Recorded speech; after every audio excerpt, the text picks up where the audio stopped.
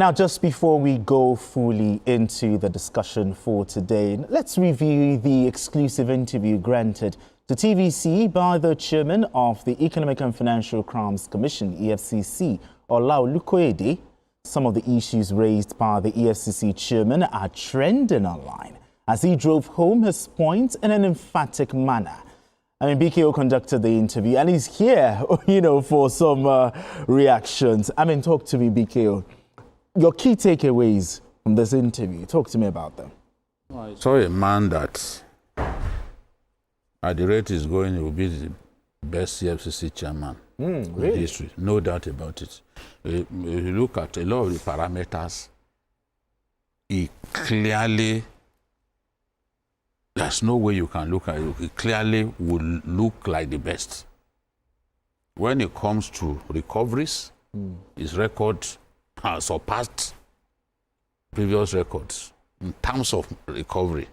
And you see, I like people who are confident. Okay.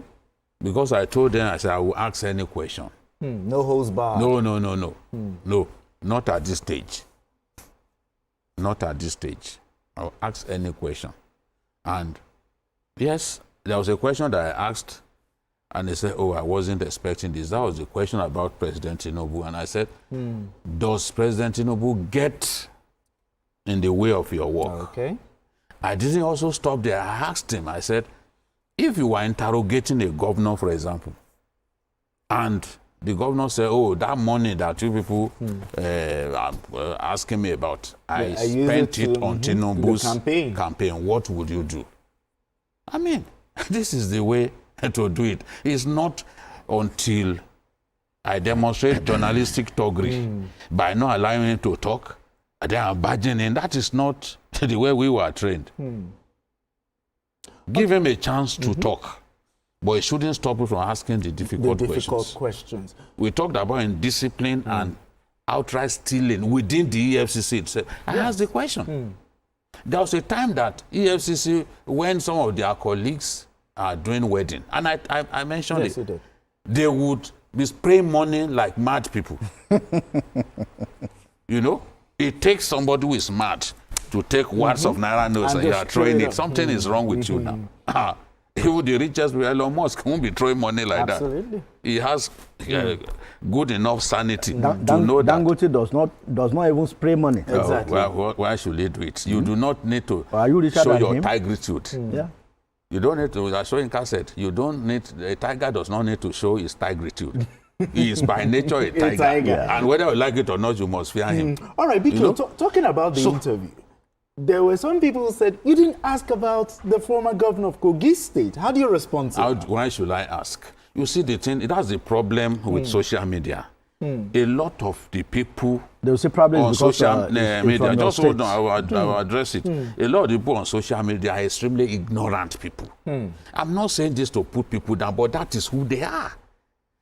The case is when the EFCC decided to go for Yabelo at a time when he had a court order. The same kind of court order that Kwankwaso had. The same kind of court order that Yari had. The same kind of court order that Odili had. You didn't go after those ones. You now went after. He has every right to resist, to say, look, let's affirm the primacy of the law. The law does not say that when somebody has a valid court order, you should restraining you from arresting, you should go and arrest. And when they did the right thing, I said, yes, this is the right way to do. EFCC systematically got all of those court orders vacated. Okay. You are aware? They got, because that's the right thing to do. You do not, when you know that he has a court order, then go and you want to pick him. He has every right to resist arrest at that point. And I supported that because I knew other people had that you didn't arrest. We are obligated to speak the truth at this stage. Absolutely. So, and the case is in court now.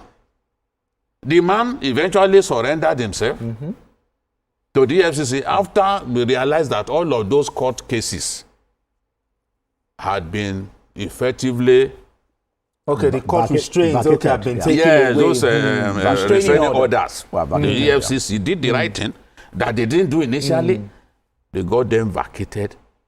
And seeing that there was nowhere else to go, he went, he surrendered himself. It wasn't the EFCC that arrested him. He went there by himself. So now the case is in court. You want me, a trainer of journalists, to then go against what I had been telling journalists that they shouldn't do. It will not happen, not with me. I know that when a case is in court, you are not supposed to be asking questions. And you see, whatever evidence he has against Yabelo, he should take it to court. It's not for me to be asking him about, okay, what did they want me to ask him?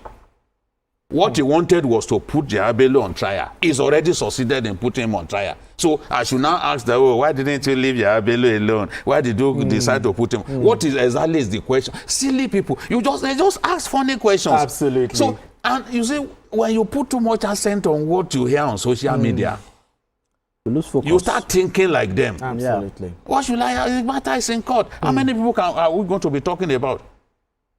The important thing is the big questions that we needed to ask. We asked them. And I'm convinced he told us that, look, he has not finished with the bad eggs in the EFCC, that he's still going to announce, that they are going to announce some more dismissals. The people who were there before him, they allowed bad eggs, black legs, to run riot in the EFCC. People, bribe takers, people steal exhibits, gold, foreign currency seized from people that they want to put on trial. They were stealing it. This is the EFCC chairman who came and started exposing them. Remember, I said, you need to sanitize the EFCC. Get presidential mandate to do that. I kept saying it to this man. And he did that. Now, he's doing his job. Absolutely. Some of them said, oh, the VDM question, this. I asked him about VDM. I said, what did the young man do? He said, oh, he got petitions about VDM. And they decided to go and arrest him. Some are saying, oh, I should have asked him, why did they blindfold him? How they refer the arrest is not my business. If somebody said, no, at this point, if they call me, I will not go. And they decided to use force. It's not in my place to say, no, you shouldn't have done that. All right, let me, Majid, talk to me. Your key takeaways. Yeah, two key points. The one that amazed me most in the interviews, I mean, they now, some other people cropped it and they are now sharing it, where the EFCC chairman spoke about a 22-year-old boy who had 5 billion naira in his account within a space of 18 months. How? And at the secondary school where he attended in Ekere, Ekiti. Now, if you get to that school, 12 o'clock, you won't find students there. The boys are in hotels. Hotels, you know, browsing and doing yahoo. So he said, we have a serious problem on our hands. Very serious. Everybody wants to be hush puppy. They don't want to work. All these young boys. And the significant thing that I said, and I'm happy that I said, look, if you are making progress, beat your chest about it. Sure. People will not beat, they will not blow your trumpet for you. So if you are making progress, just go ahead and beat your chest about it. He said, blow your own trumpet. It is the money that they've recovered.